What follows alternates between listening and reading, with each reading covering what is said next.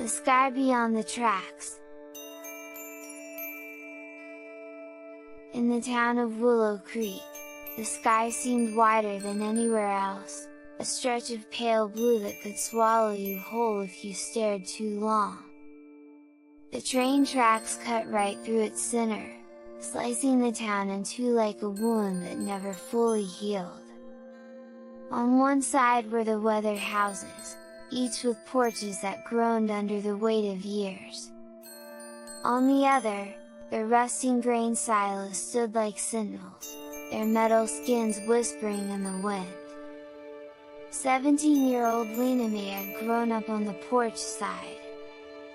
Her life was measured in the rhythms of this place, the whistle of the morning train, the scent of rain on old wood, the fading echo of her mother's voice calling her in for supper. Her dream was not to leave Willow Creek forever, but to lift herself high enough to see the world from above. She wanted to fly, to become a pilot. It wasn't the sort of dream people here understood.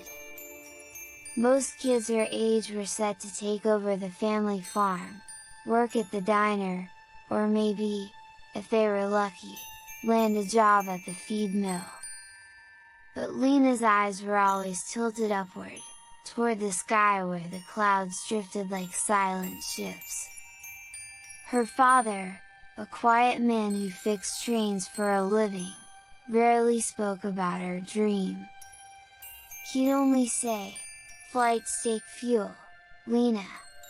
And fuel costs money we don't have." Still, he would leave the old aviation magazines on the kitchen table for her to find, their pages worn at the edges. The first spark of defiance came one autumn afternoon when Lena saw a single red balloon break free from a child's hand at the county fair. It rose higher and higher until it was nothing but a dot swallowed by the sun. To her, it wasn't just a balloon.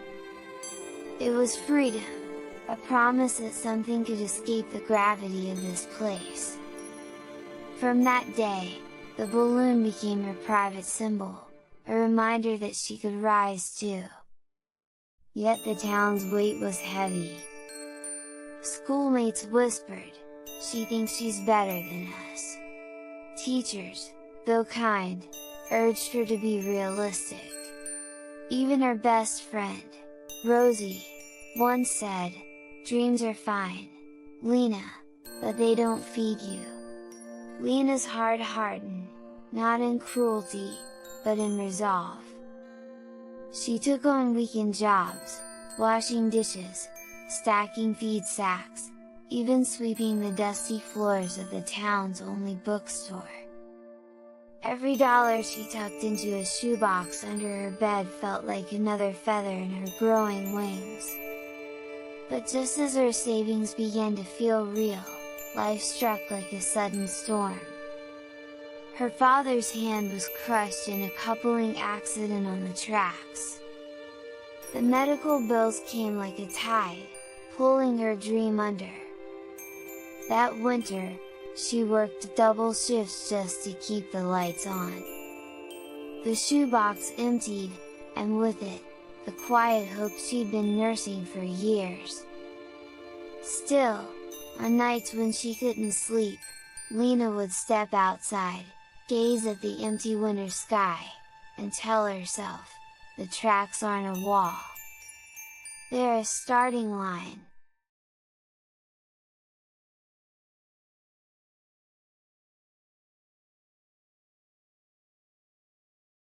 Spring came late that year, as if the seasons themselves had grown hesitant. Lena's father spent long hours in the armchair, his hands stiff and wrapped in gauze, his eyes fixed on the muted flicker of the television. Silence sat between them like a third presence, one neither dared to acknowledge. One afternoon, while sweeping the bookstore, Lena found a tattered memoir wedged behind a stack of romance paperbacks, Wings of the Horizon. The cover showed a young female pilot, her goggles tilted toward the sun. Inside were stories of crossing storm fronts, landing on desolate runways, and the sheer terror of trusting the wind. Lena read it in stolen fragments, each chapter a match struck in the dark. But the turning point came not from the book, but from a stranger. He arrived in Willow Creek on a freight train that rumbled in at dusk. A man in his 60s, skin weathered like driftwood, as sharp as frost.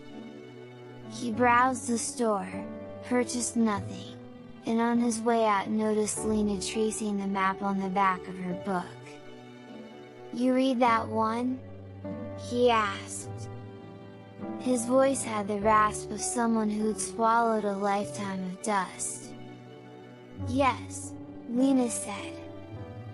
"Then you know this guy doesn't wait for permission."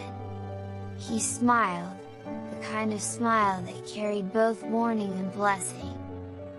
"I flew for 30 years. Cargo, mostly. If you want a chance, show up at the airstrip east of town tomorrow at dawn." She almost didn't. It sounded too much like a story people told to test the gullible. But at 5:30 the next morning, wrapped in her father's old flannel, she biked toward the thin smear of light breaking over the horizon. The airstrip was little more than a stretch of cracked asphalt, weeds pushing through the seams. The man stood beside a faded yellow Piper Cub, its wings catching the first fire of sunrise. "You want to fly?" he asked. Lena nodded. The first time her feet left the earth, her heart pounded so hard she thought it might break through her ribs. The town below shrank to a patchwork of fields and rooftops. The tracks, once a dividing line, now looked like a silver thread stitching the land together.